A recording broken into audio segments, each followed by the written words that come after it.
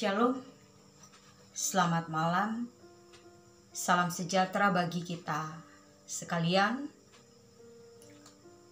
Selamat bertemu kembali dalam renungan malam pada saat ini.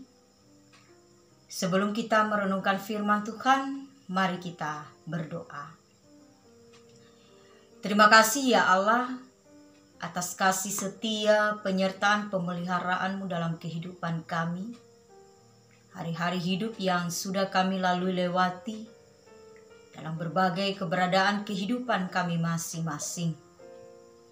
Dan kami bersyukur ya Tuhan, kami boleh ada pada saat ini. Di dalam kekuatan, kesehatan, bahkan terlebih di dalam keselamatan yang berasal daripadamu. Itu adalah anugerah yang begitu luar biasa yang Tuhan nyatakan dan yang Tuhan berikan dalam kehidupan kami. Kami akan merenungkan firman-Mu ya Tuhan. Di dalam kelemahan keterbatasan kami sebagai manusia, Engkau mampukan kami melalui kuasa Roh Kudus-Mu. Dengan hikmat-Mu Tuhan, kami boleh dimampukan untuk memahami setiap maksud dan kehendak Tuhan melalui firman-Mu yang akan kami renungkan saat ini. Dalam nama Yesus Kristus, firman yang hidup, kami berdoa. Amin. Shalom Bapak Ibu, firman Tuhan yang menyapa kita pada saat ini dari Roma pasal 2 ayat 17 sampai dengan 29. Roma pasal 2 ayat 17 sampai dengan 29. Dalam satu tema, pengajar dan pelaku firman Allah. Pengajar dan pelaku firman Allah.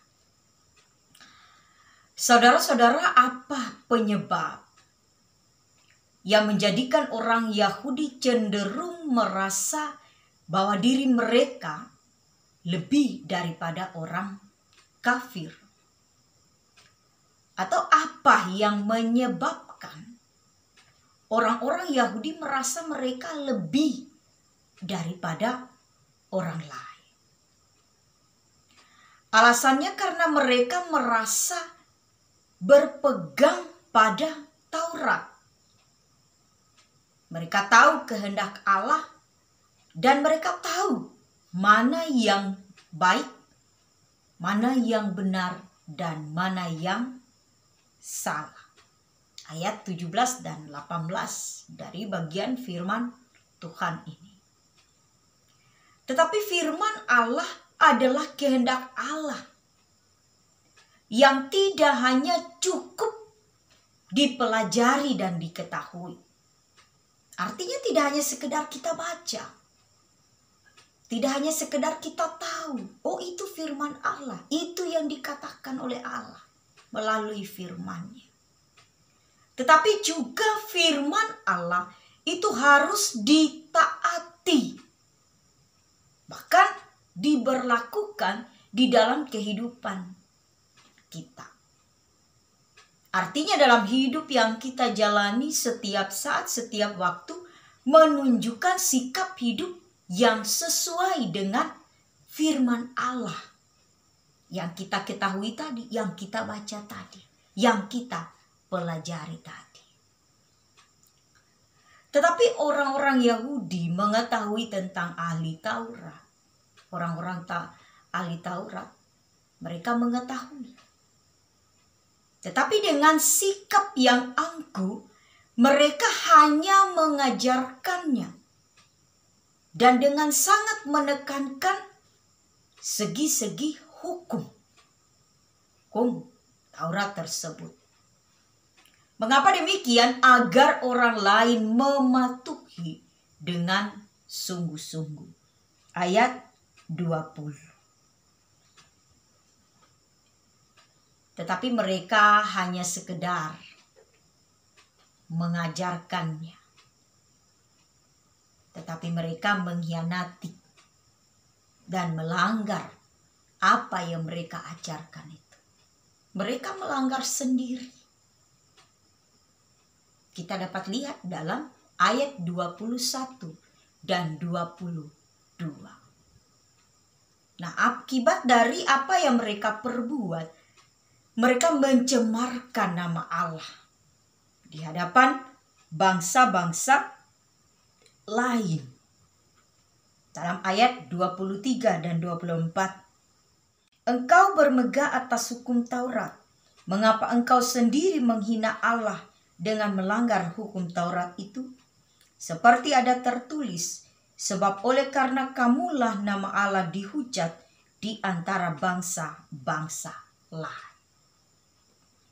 Sungguh sangat jelas dikatakan di sana. Mereka mengajarkan, mereka yang menyampaikan, mereka yang memberitahukan supaya orang lain menaati, supaya orang lain mematuhi dengan sungguh-sungguh.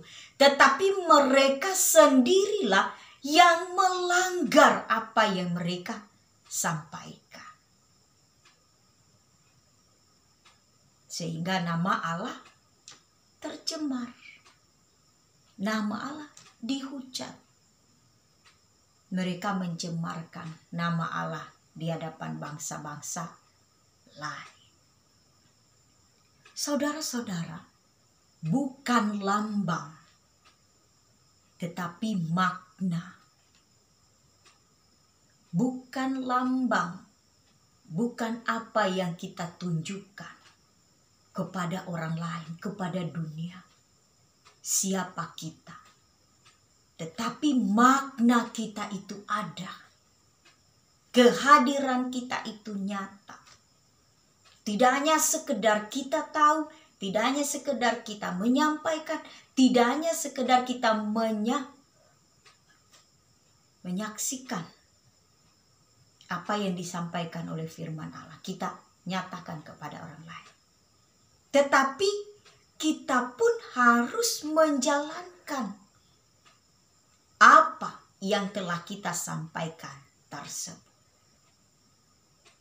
Bapak, Ibu, Saudara, kemunafikan orang Yahudi itu langsung menelanjangi ketidakberdayaan manusia.